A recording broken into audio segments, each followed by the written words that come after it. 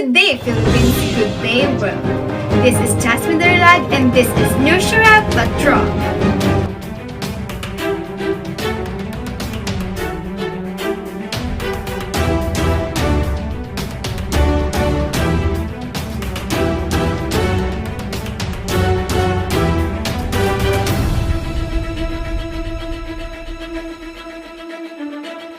In the headlines, economic status and impact of globalization in Hong Kong, Singapore, Venezuela, Central African Republic, Thailand, and Philippines.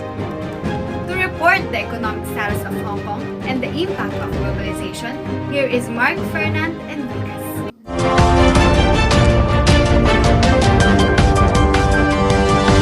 Globalization helps the Hong Kong status internationally. The economic status of Hong Kong was expanded modestly 0.5% year-on-year in the real terms in the second quarter of 2019, after the growth of 0.6% in the preceding quarter. So, the impact of globalization in the country of Hong Kong, the development of the economy, and the significant improvement in the quality of life. The major sectors which are included in this consist of accommodation and food services, real estate, finance and insurance, and professional and visa services. Globalization is the reason why Hong Kong is experiencing a surge in their services sector, which culminates as the increasing economic condition in the global city. The economic globalization helps the Hong Kong by measuring the international flows of trade, capital, information, and people. This is Mark Fernandez reporting. To report the economic status of Singapore and the impact of globalization, here is Rodelyn Torino. The economy of Singapore is a highly developed free market economy, third least corrupt, most pro-business, with low tax rates and has the third highest per capita. GDP in the world in terms of purchasing power parity. Singapore's GDP growth in 2019 to between 0% and 1%.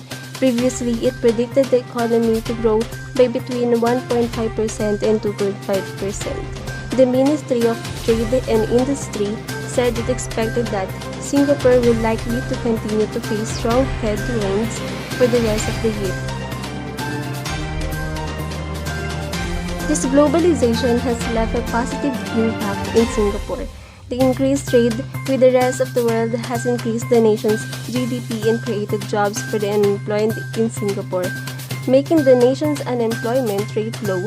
Another positive impact left on the nation through globalization is lower inflation. But also there's a negative impact when it comes to exporting products.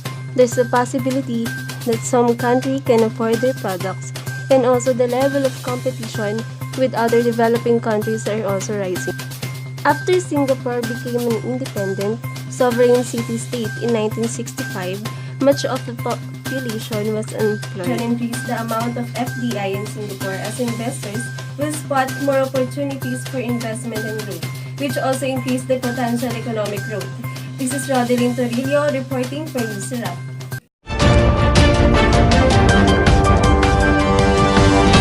Thank you, Ms. Rodelyn. Meanwhile, in May 2019, the Central Bank of Venezuela released economic data for the first time since 2015.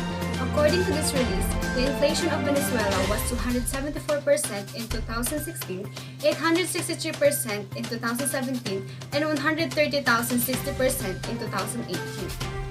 The new reports imply a contraction of more than half of the economy in 5 years, according to the Financial Times, one of the biggest contractions in Latin America. Venezuela is highly dependent on the oil industry.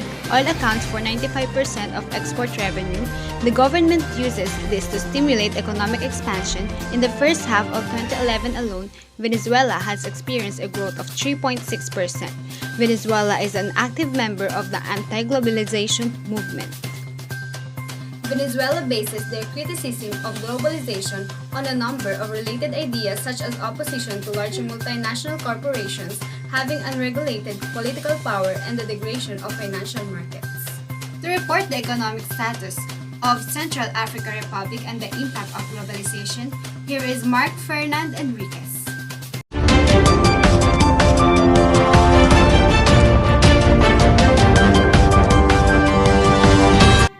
The Central African Republic is one of the world's least developed countries, constrained by a poor transportation system, a largely unskilled workforce, and a legacy of misdirected macroeconomic policies. The Central African Republic scores very poorly on such regulatory factors as labor market flexibility and taxation. The economic freedom score is 49.1, making its economy rank 161 freest in the 2019 index. Its overall score has decreased by 0.1, with declines in fiscal health, trade freedom, and business freedom outpacing improvements in labor freedom and monetary freedom. Inflation fell from 4.6% in 2016 to 4.1% in 2017. The current account deficit reached 8.5% in 2017, down from 9.0% in 2016, reflecting a deceleration in food aid and slightly stronger forestry, diamonds, and good exports. Public debt, 56.2% of GDP in 2016, is projected to fall to 51.8% of GDP in 2017, driven by the clearance of domestic areas. However, the Central African Republic remains at risk of debt distress. This is Mark Fernand M. Enriquez reporting.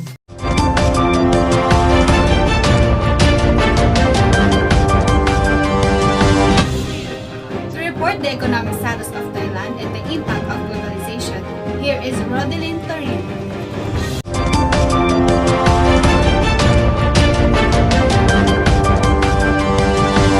Thailand ranked 8th as the largest economy of Asia. In 2018, Thailand had a GDP of 16.316 trillion baht that marked them a newly industrialized country. Thailand's economy grew at an average annual rate of 12.5% in a boom years in 1960 to 2005, creating millions of jobs. That gains along multiple dimensions of welfare have been impressive. Poverty declined substantially over the last 30 years from 6 to 7% in 1986 to 7.8% in 2017.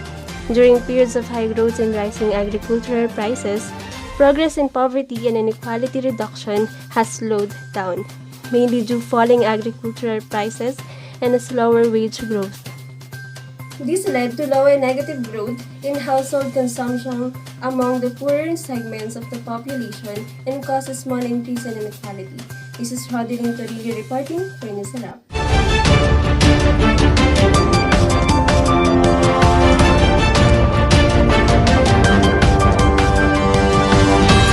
Thank you, Rodelyn. Lastly, the Philippines Economic Standard Score is 63.8, making its economy the 70th freest in the 2019 index. The Philippines is ranked 50th among 43 countries in the Asia-Pacific region, and its overall score is above the regional and world average. Continued strong economic growth, driven in part by ambitious state-funded infrastructure projects, has allowed the government to prioritize domestic law and order issues over economic policy concerns. The major effect of globalization was the opening of jobs overseas for Filipinos of all social classes, like the Filipino medical professionals to work in the USA, Europe, and the Middle East or nannies, and domestic workers to Hong Kong, Singapore, Europe, and Middle East. It also led to increased problems of Filipinos stranded or oppressed in foreign lands far away from government support. The inflow of foreigners to the Philippines is warmly accepted and preferred by many Filipinos. Furthermore, the BPO industries have significantly helped increase the country's GDP. The Philippines has stolen the title call center capital of the world from India years ago, and mass media are widely distributed and it can easily make an influence worldwide. International brands are more accessible locally too. Once again, I am Jasmine Darilag reporting from Nushra Patrol.